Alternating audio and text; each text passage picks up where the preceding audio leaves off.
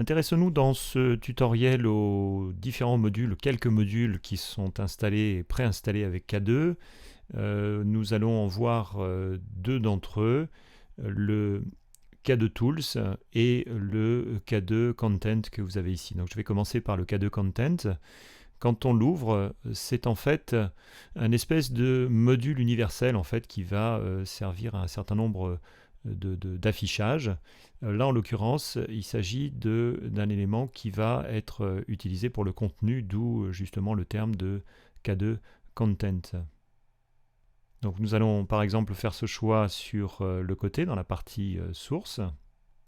Le choix qui nous est proposé par exemple ici, c'est de venir choisir de filtrer les catégories justement que l'on veut afficher. Donc par exemple, si je veux afficher l'intégralité des éléments faisant partie de l'article K2 et des sous-catégories, ce que je vais faire ici en répondant oui, à ce moment-là, je vais pouvoir, le cas échéant, limiter le nombre d'éléments affichés dans ce module. Alors, on va déjà tester, voir ce que ce premier réglage donne. Donc, je vais par exemple ici venir le glisser sur le côté. On va utiliser par exemple la position sidebar et je vais simplement venir charger cela sur la page d'accueil par exemple. Donc, nous allons sélectionner simplement l'élément accueil et on va pouvoir enregistrer. Je retourne sur l'accueil, je n'ai pas dû publier mon module. Voilà, qui fonctionne un peu mieux. Donc ben voilà, comme prévu, eh bien, j'ai sur le côté mon module qui va apparaître avec ici la possibilité justement de venir intégrer les différents articles qui sont présents dans cette zone.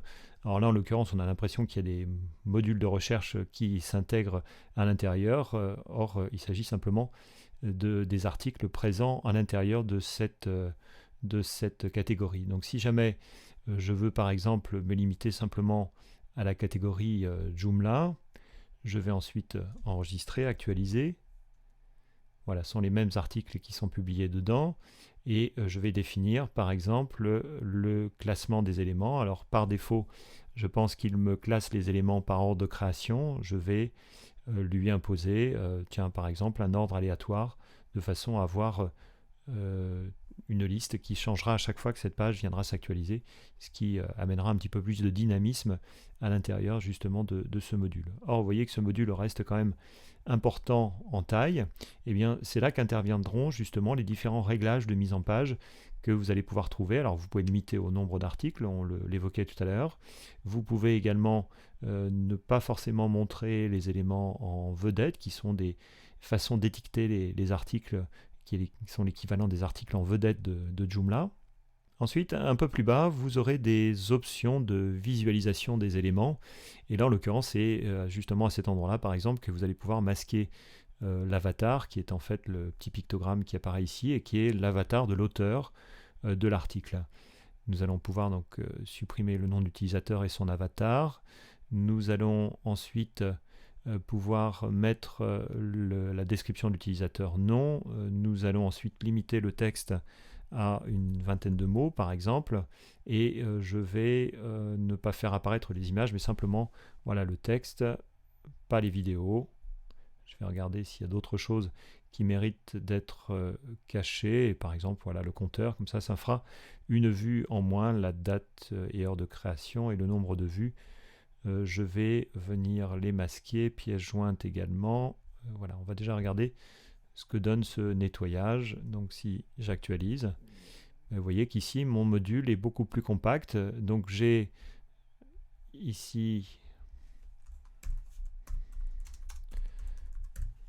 une petite revue de presse qui est en fait l'article, le titre que je viens donner à mon module, et j'ai ici voilà, des articles qui apparaissent en quantité restreinte que je pourrais venir ensuite limiter en ne mettant par exemple que le titre et en masquant tout le reste. C'est-à-dire que le texte d'introduction par exemple, je souhaiterais le masquer.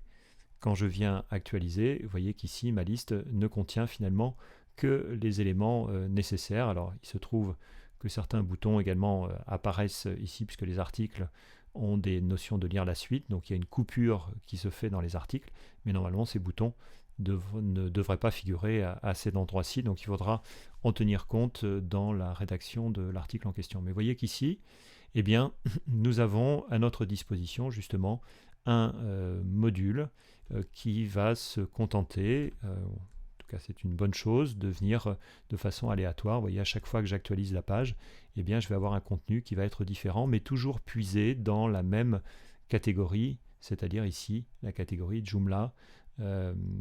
Si je souhaite faire la même chose, mais cette fois-ci avec site de parc, eh bien à ce moment-là, je vais faire ici un distinguo entre ce premier module que j'enregistre et le deuxième module, site de parc, où je viens sélectionner cette catégorie, éventuellement la catégorie boutique de fruits, puisque je peux sélectionner plusieurs catégories en même temps. Donc toujours sidebar, toujours sur la page d'accueil, et je viens ensuite enregistrer une copie de ce module.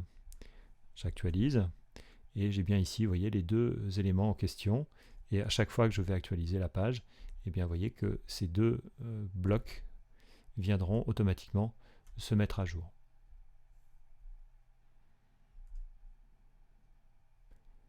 Voilà ce que propose le module ici Content, le K2 Content. Vous avez bien entendu un peu plus bas d'autres options dont nous n'avons pas parlé, mais voilà, qui sont complémentaires à ce que nous évoquions à l'instant, c'est-à-dire le fait de pouvoir filtrer, ne pas mettre l'intégralité du contenu, mais simplement tout ou partie de ce contenu faisant partie des articles présents dans une catégorie. Donc en fait, c'est ça le cœur de cet outil. Voilà, je vais enregistrer et fermer ce module et je vais dépublier ces deux modules. Nous allons ensuite consacrer un peu de temps au K2 Tools, qui est même chose, un module universel servant cette fois-ci à des fonctionnalités un petit peu plus étendues et complémentaires à la notion de contenu comme le module précédent. Nous avons dans cette partie sélectionné la fonction du module, justement, le sens donné à cette notion de tools, d'outils en fait, de ce module. Donc si jamais je veux dédier par exemple ce module à l'affichage de la liste des catégories, eh bien je pourrais m'en servir comme d'un module de type menu, tout simplement en venant ici choisir dans les outils boîte de sélection de catégories, ce qui se distingue de la liste des catégories. Donc je vais afficher déjà celui-ci, boîte de sélection de catégories. Je viens ensuite demander à publier cet élément toujours sur notre page d'accueil, puisque nous y sommes actuellement. J'enregistre, je viens ensuite actualiser. Alors j'ai bien publié mon module, je ne l'ai pas mis dans une position, donc forcément il ne se charge pas sur ma page. Je viens actualiser et donc vous voyez ici j'ai la liste des catégories, ce qui fait que je vais pouvoir utiliser cette liste déroulante qui s'affiche. Au fur et à mesure que je rajouterai des catégories, cette liste va venir aussi s'alimenter et je peux, le cas échéant, parce que vous voyez cette catégorie ne me concerne pas, je pourrais filtrer davantage et tous les outils, toutes les fonctions que vous allez donner à ce module universel, eh bien, vont pouvoir, pour certains en tout cas, se paramétrer dans la partie base. Donc ouais, à chaque fois, vous avez une zone configuration de la liste, configuration du calendrier, configuration du fil d'Ariane. Et si l'on descend, nous aurions justement ici configuration de la boîte de sélection de catégories. Donc ici, sélectionner la catégorie racine, eh bien, je vais limiter simplement aux articles K2 et aux sous-catégories de cette catégorie article K2. Donc si j'enregistre, que je viens actualiser, eh bien j'aurai ici, vous voyez, les trois catégories qui m'intéressent. Donc si jamais je clique sur la première, il m'affiche, vous voyez, directement la catégorie de Joomla au lieu de passer comme on le faisait précédemment sur l'ensemble des éléments. Donc si jamais je viens lui demander de l'afficher cette fois-ci partout, ce module, en sélectionnant ici assignation sur toutes les pages.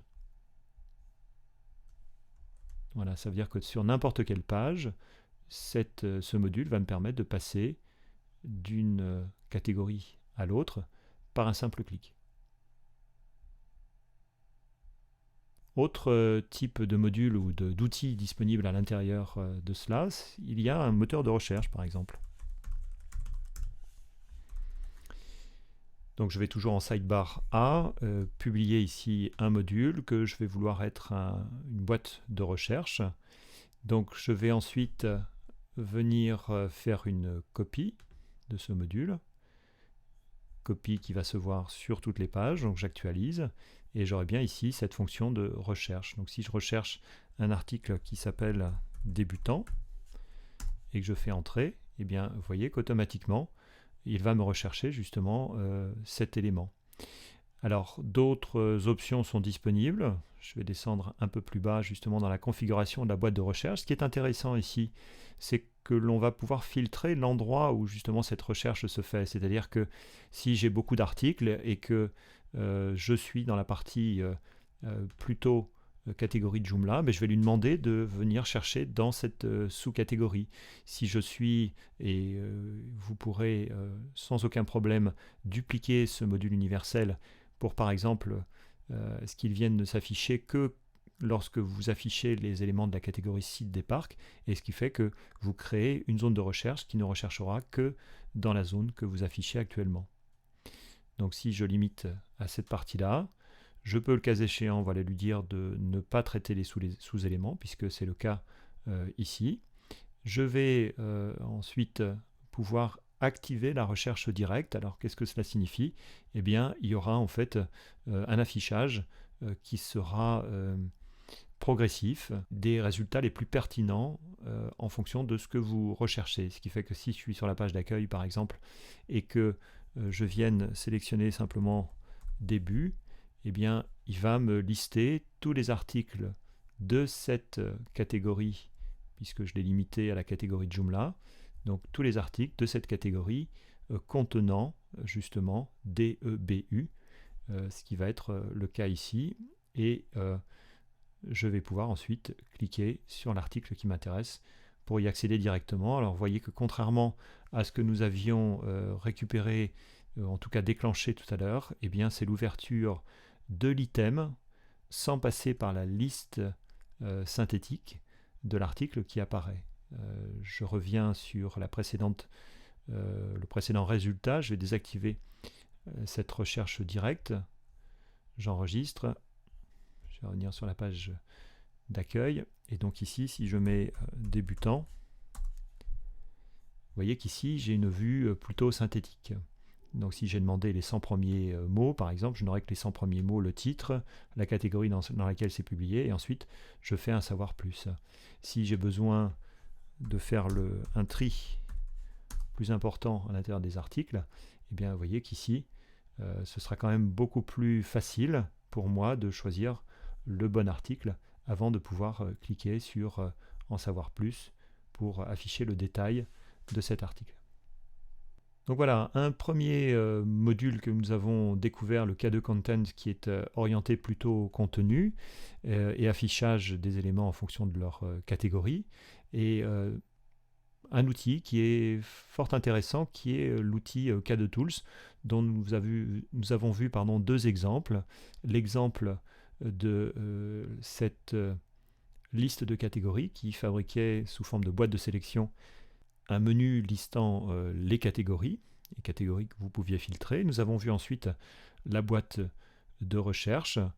Nous verrons un peu plus tard, quand nous aborderons la notion de tags, donc d'étiquettes en français dans le texte, eh bien, nous verrons que, par exemple, ce module universel peut aussi servir de nuage de tags, c'est-à-dire une sélection aléatoire de mots faisant partie d'articles d'une catégorie, et vous aurez bien entendu ici des options particulières sur cet outil nuage de tags, avec un paramétrage de la taille des caractères les plus petits et les plus gros, puisqu'il y aura ici une grosseur de texte en fonction du nombre de fois où les articles ont été ouverts par ces mots-clés, et vous pourrez également filtrer, comme on l'avait fait tout à l'heure, sur une catégorie particulière. Donc ici, K2 Tools et K2 Content.